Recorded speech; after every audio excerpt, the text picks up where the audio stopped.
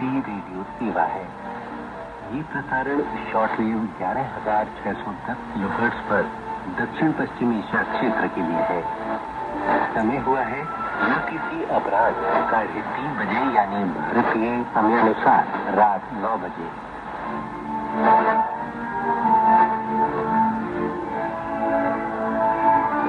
हमारी प्रसारण सूची और ताज़ा समाचारों के लिए देखें हमारी वेबसाइट nhk.jp/hindi।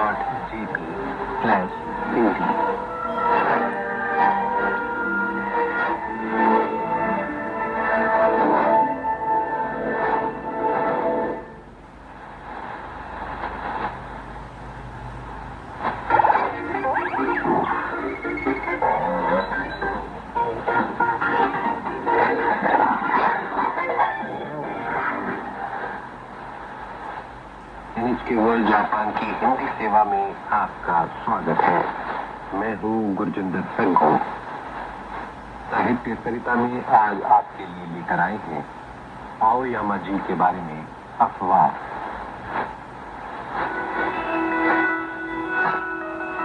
आओयामा जी के बारे में अफवाह कोदामा का लिखा एक कथात्मक वर्णन है जिसमें उन्होंने अपने जूनियर हाई स्कूल के कला शिक्षक के बारे में कुछ यादें साझा की। आर्ट टीचर श्री आओयामा देखने में कतई आकर्षक नहीं थे। किसी भी दृष्टि से उन्हें स्मार्ट या हैंडसम नहीं कहा जा सकता था, पर फिर भी उनमें कुछ ऐसा था जिससे विद्यार्थी उन्हें पसंद करते थे।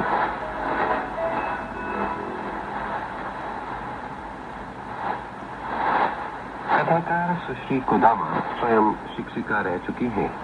उन्होंने अनेक कथात्मक निबंध लिखे हैं जिनमें उनके घर परिवार, आस पड़ोस, जहाँ वे पड़ी हुई और उनके जीवन के अनुभवों की अभिव्यक्ति मिलती है। आज के इस कथा वर्णन को सुनते हुए आप शिक्षक के प्रति उनके अनूठे भाव महसूस कर सकेंगे और हो सकता है सुनकर आपकी भी अपने किसी शिक्षक से जुड़ी यादें ताज़ा हो जाए। सुश्री कोदामा का लिखा है कथा वर्णन हम आपको 2 भागों में सुनवाएंगे। आज सुनिए आओयामा जी के बारे में अफवाह का पहला भाग। हिंदी रूपांतर और वाचन लोचनी अस्थाना का है।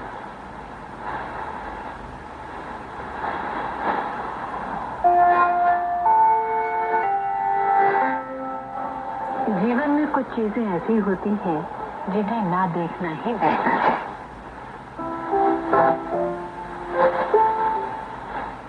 ये कहना था मेरे जूनियर हाई स्कूल के आर्ट टीचर का। मुझे याद है वो कहते हुए उनकी आंखों में कितने कोमल और सौम्य भाव उभर आए थे। उन्होंने ये बात हमारी कक्षा के छात्र के उस प्रश्न के उत्तर में कही थी जिसमें उसने पूछा था, आओयामा जी आप चश्मा क्यों नहीं लगाते? हालांकि उनके हाव भाव से हमें साफ लगता था कि उन्हें चश्मे की जरूरत है। लेकिन आओयामा जी का उत्तर सुनकर मैं कुछ हद तक तो समझ गई कि वे क्या कह रहे थे, लेकिन साथ ही ये भी लगा कि उन्होंने बड़ी सफाई से उत्तर टाल दिया था।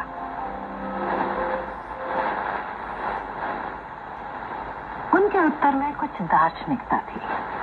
हालांकि उनका जवाब कक्षा में सामने बैठे हम सब विद्यार्थियों के लिए था, पर लगा कि शायद ऐसा कहकर कहीं वे अपने मन को तसल्ली दे रहे थे।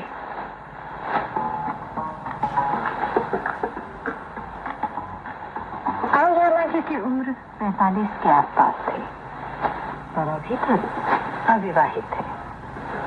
हालांकि नैन नक्श अच्छे बने थे, पर फैशन से कोसों दूर। बालों में एक और खींच कर निकाली गई मांग और घिसे पिटे सूट पहनने के कारण वे किसी गुजरे जमाने के नजर आते थे। दूर किसी चीज को ध्यान से देखना हो तो दूर से आंखें सिकोड़ कर देखते थे। आओयामा जी अगर आप थोड़ा सा ध्यान अपनी शक्ल सूरत सुधारने पर लगाएं तो कोई ना कोई आपको भी जरूर मिल जाएगी। ये कहते हुए लड़कियां जब उन्हें छेड़ती तो वे मुस्कुरा देते, मानो सुनकर खुश हो गए हो। लेकिन ना तो उन्होंने बाल संवारने का ढंग बदला और न कपड़ों का। मानो इसमें उनकी कोई रुचि थी ही नहीं।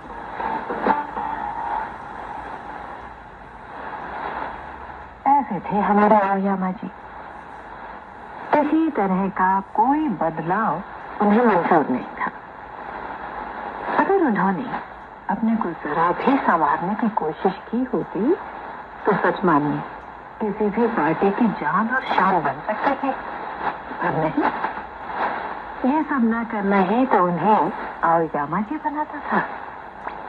फैशन से मीलों दूर बड़े ही उबाऊ किस्म के थे आओयामा जी, और उनकी यही बात मेरे स्वभाव से मेल खाती थी।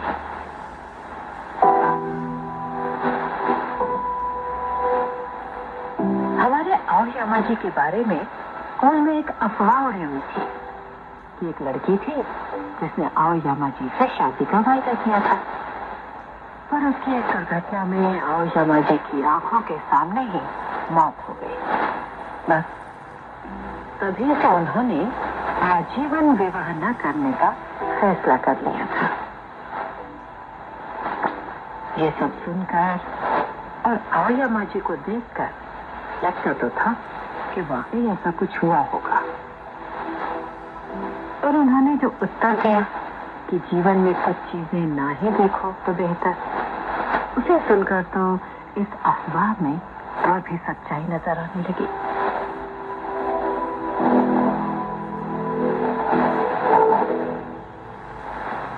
हो सकता है अपनी आंखों के आगे हुई दुर्घटना देखने के बाद से गहरे विषाद और उदासी ने उन्हें घेर लिया हो और उन्होंने अपना चश्मा उतार कर कहीं फेंक दिया ताकि जीवन में फिर कभी कोई हादसा देखने को न मिले। उनके टूटे दिल की कल्पना करके हम अपनी अपनी कहानियां गढ़ने लगे कि हमारे साथ कहीं ऐसा कुछ हो जाता तो हम क्या करते। हमारे साथ कुछ ऐसा हुआ होता ना तो हम भी अपना चश्मा उतार कर कहीं दूर फेंकते थे। हमें आओयामा जी से सहानुभूति होने लगी। कहने का ही नहीं, कला विषय के हमारे पर्चे जांचने का भी आओयामा जी का अंदाज एकदम निराला था।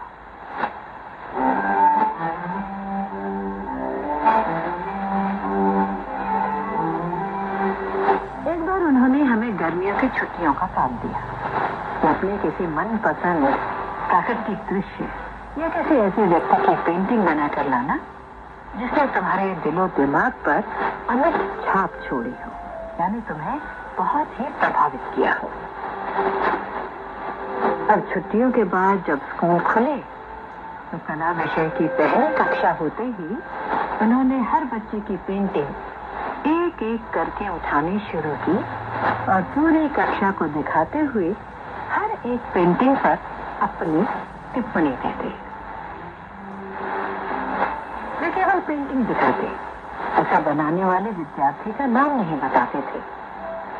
पेंटिंग अच्छी थी या बुरी इस बारे में भी अपनी कोई राय या टिप्पणी नहीं देते थे, बल्कि ये बताते कि पेंटिंग बनाते समय कलाकार के मन मस्तिष्क में क्या चल रहा था। सुनकर हमें लगता कि पेंटिंग की आलोचना विवेचना करने की बजाय ये तो बनाने वाले की मनोदशा का निदान ज्यादा करते हैं। किसी पेंटिंग को उठाते और आंखें से कोड़ते हुए कभी कहते, इसे देखकर आपको लगेगा कि पेंटिंग बनाने वाले के मन में कुछ संदेह सा है। तो किसी अन्य की पेंटिंग पर उनकी टिप्पणी होती, इसे देखकर लगता है कि बनाने वाले के कंधों पर कोई भारी बोझ बना हुआ है। या फिर कोई पेंटिंग उठाकर बताते, इसमें जो रंग इस्तेमाल किए गए हैं ना, उनसे लगता है कि ये व्यक्ति भावनात्मक रूप से स्थिर है। अपनी बनाई कृतियों की इस तरह की विवेचना सुनना हम विद्यार्थियों के लिए बड़ा अजीब सा अनुभव होता था। लगता जैसे हम अपने आर्ट टीचर को नहीं किसी मनोचिकित्सक को सुन रहे हैं या हथेली की रेखाएं पढ़ने वाले किसी ज्योतिषी को। हर विद्यार्थी अपनी अपनी पेंटिंग के बारे में उनकी राय सुनता। सुनकर कोई शाम से आंखें झुका लेता तो कोई जोर से हंसने लगता। मैंने अपनी पेंटिंग में समुद्र का दृश्य बनाया था।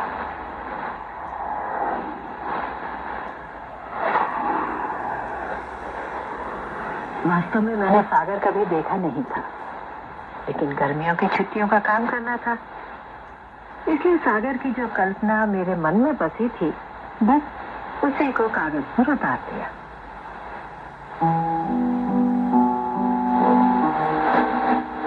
ये बड़ी साधारण सी पेंटिंग थी। बस रेतीला सागर तट और किनारे तक बहकर आती सागर की लहरें। अपनी पेंटिंग के लिए मैंने पहले से कोई रेखांकन नहीं किया। मैंने तो बस सलेटी और हल्का नीला रंग ढेर सारे पानी में खोलकर पतला किया और ब्रश डुबोकर पूरे ड्राइंग पेपर पर चला दिया था। फिनिशिंग टच देने के लिए मैंने सफेद रंग से लहरों के कुछ फुहारे से बना दिए, कुछ छींटे से बना दिए। हमारे इस उत्तरी इलाके में सागर बड़ा अंधियारा सा, भीड़ गंभीर, उदास, निराश सा दिखता है। यहाँ तो गर्मियों तक में कोई तैरने नहीं आता, एकदम सूना रहता है। पेंटिंग बनाते समय माँ मेरे पीछे से झांक कर बोली थी, "धत, ये भी कोई पेंटिंग है, एकदम बेकार।" वो मेरे पीछे पड़ी रही, तो उन्हें शांत करने के लिए मैंने इसमें भूरे रंग से उभरा हुआ छोटा सा टापू बना दिया। असल में तो ऐसा दृश्य कहीं था नहीं, इसलिए जो मन में आया वैसा बना दिया।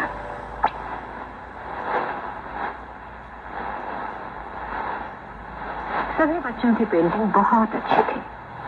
किसी ने आतिशबाजी का दृश्य बनाया था, तो किसी ने समुद्र में तैरते लोग बनाए थे। किसी की पेंटिंग में परिवार के मुस्कुराते चेहरे थे।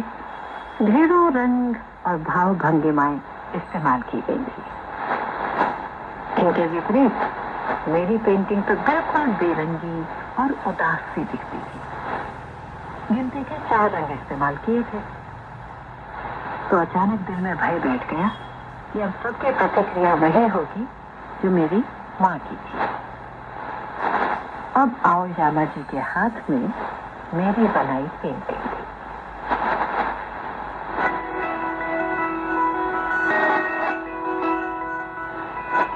आओयामा जी के बारे में अथवा साहित्य कविता में अभी आपने सुश्री सोदामा के लिखे कथा वृत्तांत का पहला भाग सुना।